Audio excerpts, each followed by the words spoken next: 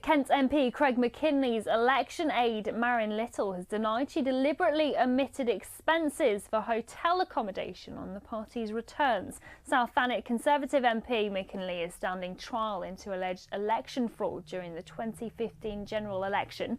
Mr Mackinlay and his two assistants are accused of spending more than the legal limit to see off former Ukip leader Nigel Farage. They deny the charges, and our political editor Paul Francis joins us from London now. So Paul, what more can you tell us about what happened in court today?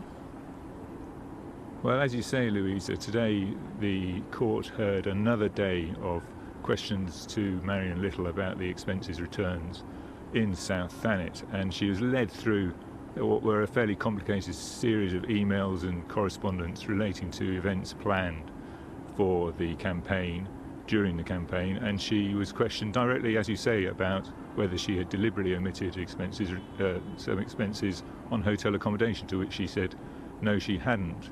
The court also heard about how during the campaign there was a string of VIP political visitors trundling down to the constituency to help boost Craig Mackinlay's campaign. In particular, a visit by Boris Johnson, and 3 former party leaders turned up to help campaign on behalf of Craig Mackinlay.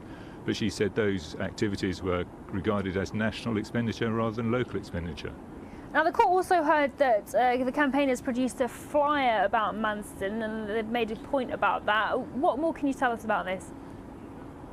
Well, yes, Manston was a key issue in the campaign, as you may remember, with both sides engaged in kind of attritional political warfare, trying to up the stakes and say that they would be the ones to save Manston Airport and reopen it.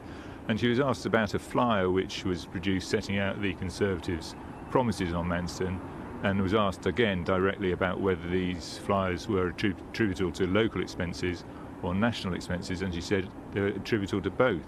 And we heard also how the leader of Kent County Council was regarded as not being particularly helpful in relation to the campaign policies over Manston, because he'd made some unhelpful remarks about the plans to save the airport.